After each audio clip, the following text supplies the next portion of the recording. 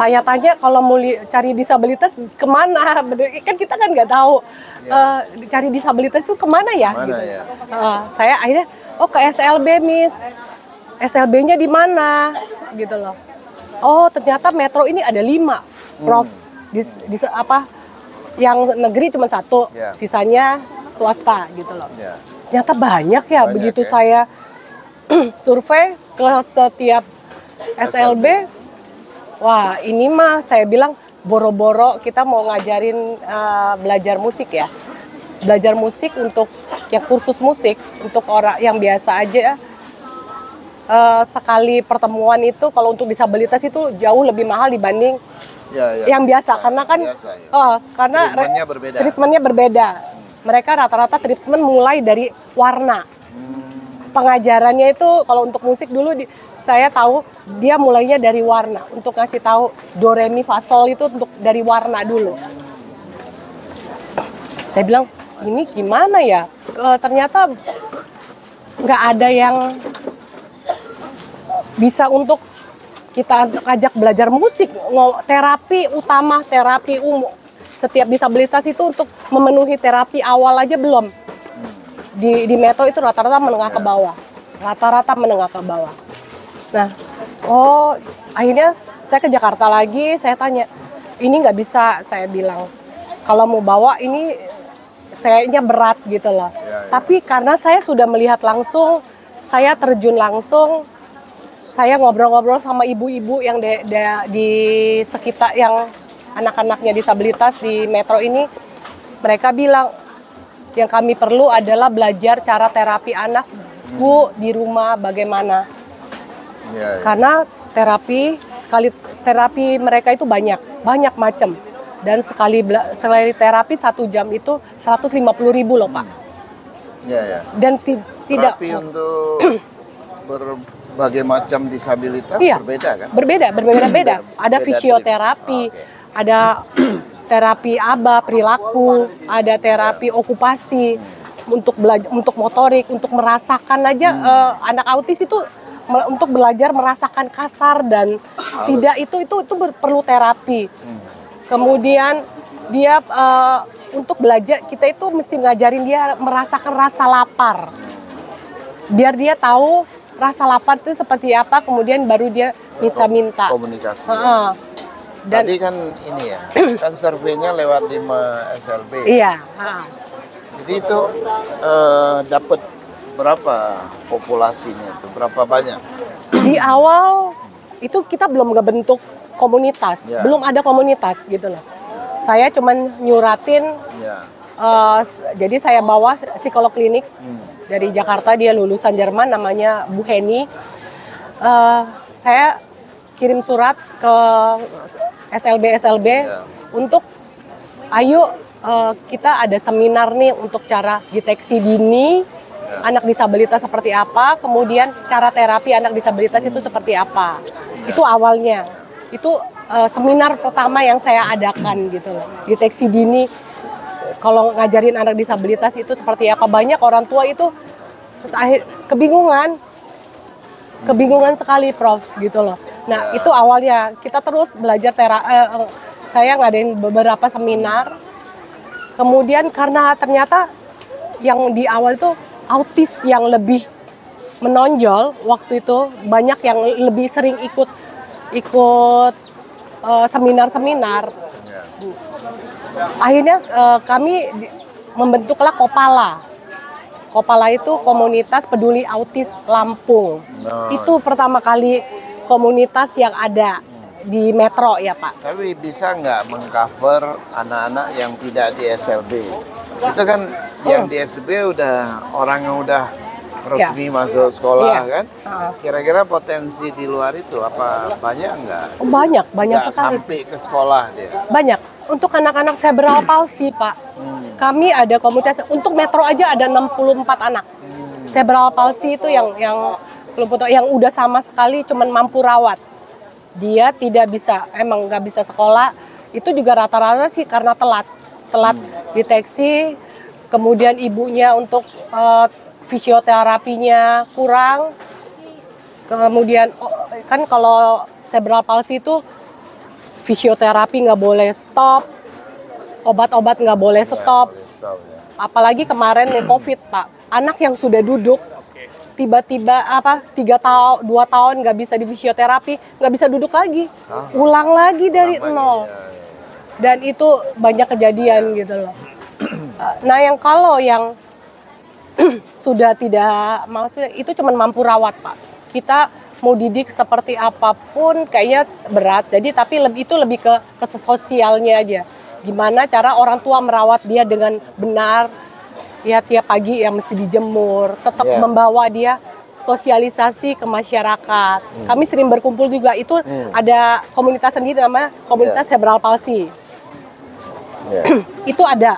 Kemudian yang nggak sekolah atau yang setelah itu, kami ada sanggar juga, sanggar menari, sanggar mewarnai untuk anak-anak disabilitas juga. Jadi anak-anak DI yang nggak di SLB, kemudian mereka juga kalau kami ada sanggar itu jadi tempat bertanya, mereka ini kalau mau sekolah bagaimana ya. Kemudian ada juga yang orang tuanya anaknya sudah sekolah nih di SLB, akhirnya kerja nggak bisa, ini nggak bisa, kami mesti bagaimana ya Miss gitu loh. Ya saya sebagai fasilitator juga untuk ke Dinas Tenaga Kerja, kami minta untuk pelatihan juga, tapi itu perlu ekstra yang kadang perlu edukasi juga sih Pak, karena mereka nggak ngerti untuk pendampingan disabilitas itu seperti apa, anak-anak Down syndrome pelatihannya itu seperti apa. Gitu. Jadi pelatihan untuk parent itu ada juga. Ada, karena pendampingan Pak. Yang banyak masalah sebenarnya kan orang tuanya. Itu yang tidak paham bagaimana taking care anak-anak ya. Pendampingan kita mau mengajak, bisa membawa orang tua keluar untuk membawa anaknya, itu salah satu prestasi loh Pak. Kami itu perlu untuk berapa kali kunjungan untuk ngunjungin orang tua itu, ayo ikut ke komunitas, banyak loh manfaatnya, kita bisa saling sharing gitu loh. Yang nggak tahu ilmu tentang merawat kan berbeda, perawatan anak tuli, mereka mesti ngerti tentang alat bantu dengar, merek-merek alat bantu dengar, cara merawat alat bantu dengarnya itu berbeda. Merawat anak Down syndrome berbeda, anak autis berbeda, anak cerebral palsy juga beda gitu. Tipe-tipe kesulitan itu pun tidak semua orang paham. Iya, kalau saya dibilang paham sekali belum lah Prof gitu. Tapi karena pengalaman saja gitu. Karena bukan ilmu saya di sini, tapi karena pengalaman, saya sering ngadain seminar. Kalau ngadain saya ikut, saya duduk dengar, kemudian keluhan orang tua saya tanya dengan psikolog gitu. Jadi lama-lama ya ngerti juga gitu loh. Terbiasa. Ya jadi terbiasa gitu loh. Jadi kesulitan utama yang kita alami dengan anak-anak disabilitas ini, itu sebenarnya pada apa? Apakah pada kemampuan anak ini, atau sebenarnya pada kitanya, maksudnya kesabaran kita? Iya. Ya, karena saya pernah baca ini, anak-anak seperti Down syndrome, mereka bisa melakukan semua hal seperti orang biasa, cuman semuanya delay. Artinya kan membutuhkan kesabaran orang tua untuk menunggu sampai waktunya dia bisa. Iya, dan itu perlu terapi. Memang dia perlu terapi. Nah itu merawat makanya edukasi orang tua, pendampingan terhadap orang tua itu sangat penting. Kemudian untuk membawa anak-anak itu berada di hal ramai itu sangat penting Pak gitu loh. Itu edukasi juga kami, itu salah satu edukasi kami. Kenapa saya bertemu dengan Mas Dharma di Payungi itu saya mau edukasi orang tua kalau di tempat ramai anak-anak mesti belajar sosialisasi, jangan disumputin, nggak usah takut, nggak usah mesti di komunitas terus. Ayo kita berbaur, itu sih. Gitu. Saya sering menemukan anak-anak yang disable ini. Itu justru di kampung-kampung, di pelosok-pelosok yang tidak ada yang ngurus.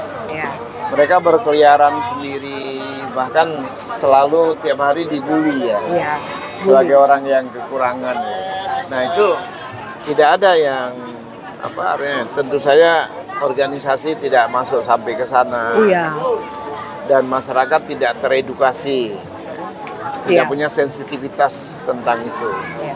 Jadi banyak sekali dibiarkan itu. Itu sering sekali saya temukan di. Iya Pak, makanya Metro ini salah satu komunitasnya yang termaju dibanding kabupaten lain. Dibanding kabupaten lain, bahkan hamba Bandar Lampung gitu. Metro, karena saya dampingin selama 15 tahun untuk mulai dari gimana caranya mereka dapat BPJS gratis untuk dapat fisioterapi. Yang jadi kendala, saya pernah sampai anak-anak seberapa sih yang sudah agak besar untuk terapi itu mereka mesti bawa ke rumah sakit, tapi orang tuanya nggak punya kendaraan. Saya pernah ngusulin untuk gimana caranya, bisa nggak sih saya bilang, kalau setiap kecamatan ini kan punya puskesmas itu punya ambulan. Bisa nggak sih dipinjam untuk mereka terjadwal nih setiap hari ini anak ini mesti dijemput jam segini dibawa ke rumah sakit.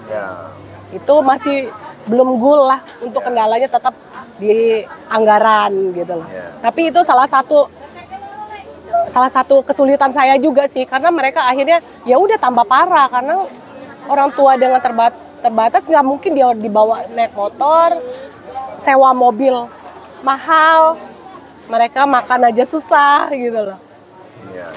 Itu salah satu kendala juga sih Pak. Kemudian sekolah juga inklusi. Inklusi, kadang ngomongnya inklusi, tapi ternyata di dalamnya belum siap. Banyak bully. Iya. Gurunya belum teredukasi. Ketemu sama beliau gimana ceritanya? Saya datang ke sini. Oke. Saya datang ke Payungis. Saya baru pulang dari Solo ya. Iya, baru pulang dari Solo ya Mas Dharma. Jadi janjian, saya ngobrol sama Mas Dharma. Niat saya belum sebesar ini, sampai anak-anak dikasih fasilitas yang ternyata Mas Dharma idenya lebih hebat lagi gitu loh. Saya sih awalnya itu cuman gimana cara membawa anak-anak ini bisa bersosialisasi dengan orang banyak dan orang tahu bahwa disabilitas itu ada di sekitar kita. Itu aja pertama, tapi ternyata kita dikasih lebih gitu loh.